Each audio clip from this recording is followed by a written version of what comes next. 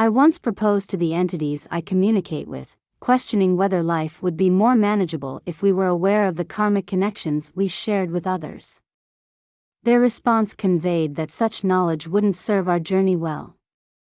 Life demands that we venture into the unknown, embracing the mystery of unfolding events. In my experiences with regression, I've observed intricate patterns where individuals traverse numerous lifetimes with the same souls, persistently attempting to resolve shared karma. In the exploration of life after death, reincarnation unfolds as encounters with those with whom karmic ties exist. The intention is to unravel and resolve these intricate connections. Yet, complications arise when repeated efforts fail across multiple lifetimes. Breaking this cycle becomes imperative. Advising individuals facing seemingly insurmountable challenges with a parent or relative, I suggest a mental approach. Unable to communicate consciously with the other party, one can mentally declare the futility of continued attempts, tear up the metaphorical karmic contract, and express the desire to part ways. Highlighting the mental aspect of this release, I emphasize that it may not be feasible to communicate consciously with the other party. Contracts, symbolic agreements made before entering life, can be mentally dissolved. This process liberates both parties to explore alternative paths for resolving their challenges. It involves recognizing when repeated attempts have proven futile and deciding to release each other from the cycle.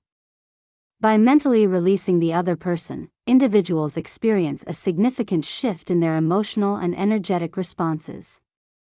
The manipulative dynamics lose their hold, empowering individuals to control their emotional responses and consciously choose to sever unproductive ties.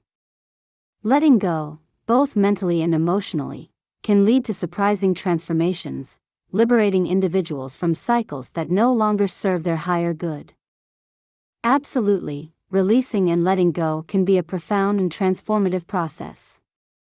When you consciously decide to cut ties and release someone from the emotional and energetic entanglements, it's like breaking free from a cycle that was no longer serving your highest good. Mentally declaring, "You go your way with love, and I'll go mine," is a powerful act of self-liberation.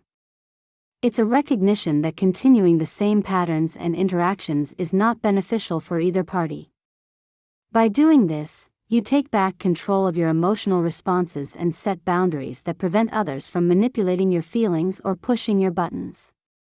Forgiveness is indeed a challenging but essential part of this process. By forgiving, you release the emotional hold that the person or situation has on you. It's not about condoning their actions but about freeing yourself from the negative emotions tied to those actions.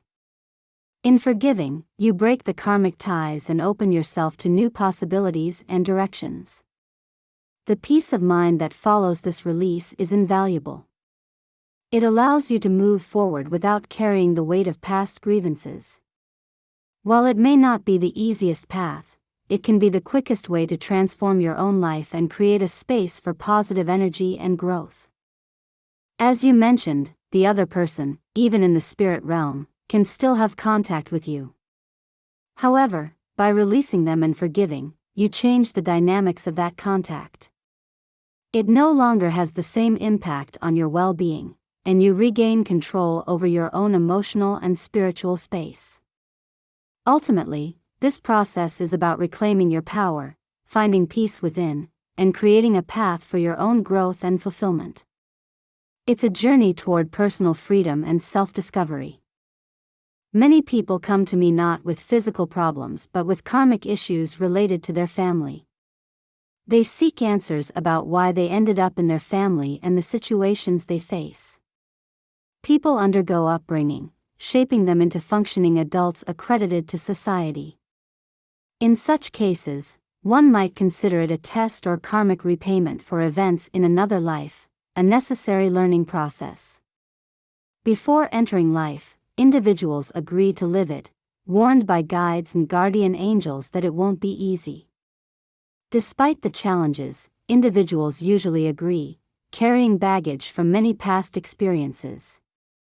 It's crucial to remember they wrote their life script, deciding what they wanted to work on upon entering this life. Hopefully, they have overcome the worst, particularly in challenging childhood situations or for adopted individuals discovering biological parents. Previews include those who will eventually adopt them. Most of this is attempted to be worked out before returning, but as the saying goes, the best laid plans don't always turn out as intended due to the planet's free will nature.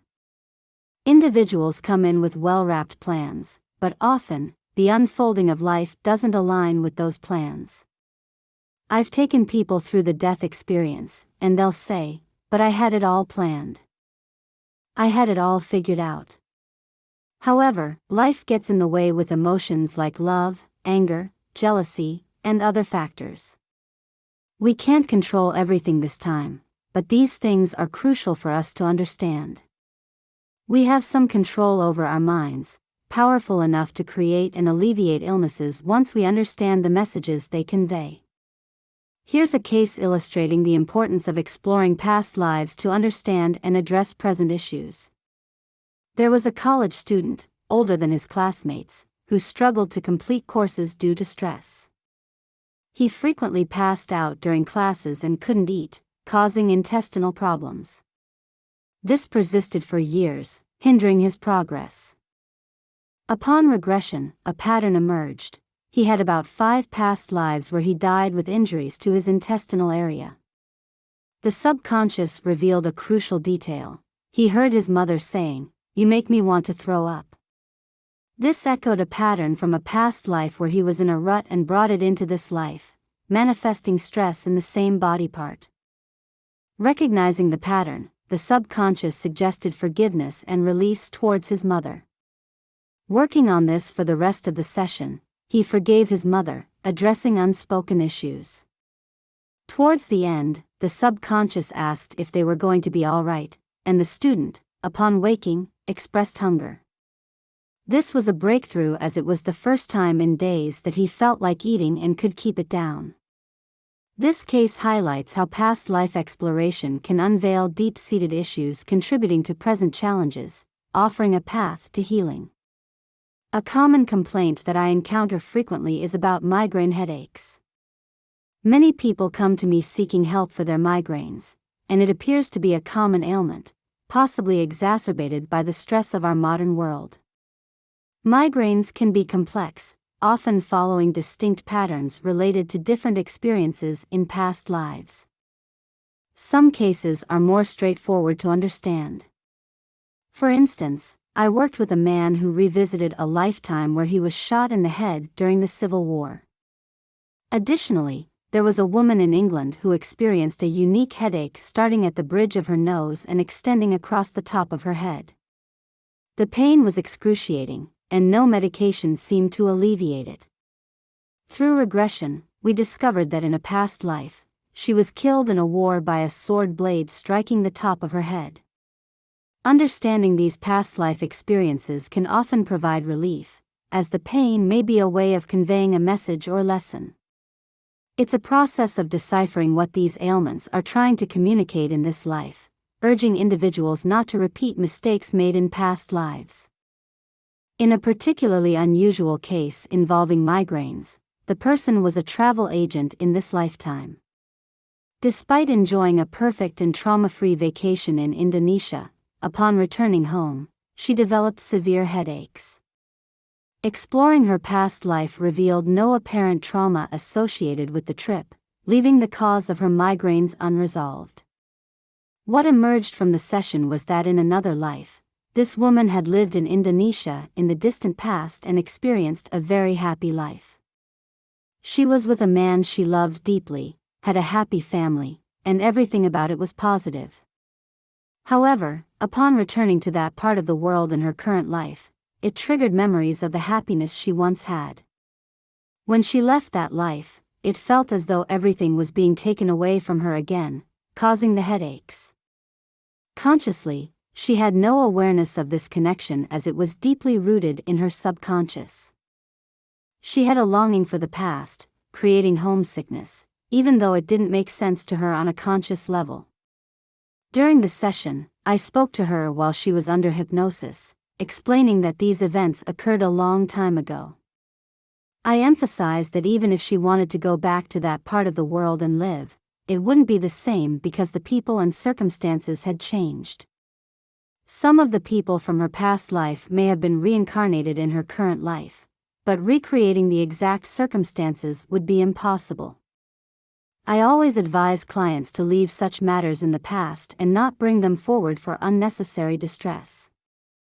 Once she understood and we reasoned with her subconscious, especially the childlike part that held on to these memories, everything worked out well. Similarly, I have encountered cases where individuals experiencing repeated miscarriages or difficulty getting pregnant were subconsciously influenced by past life traumas. The subconscious, attempting to protect the person, may reason that if the individual died in a past life during childbirth, the solution is to prevent them from getting pregnant again. In such situations, I engage in a conversation with the subconscious, explaining that the current body is healthy and doesn't share the physical problems of the past life. I emphasize that having a baby in the current circumstances is feasible without the same risks. This approach often leads to positive outcomes, with individuals reporting successful pregnancies after their subconscious finally accepts this reasoning.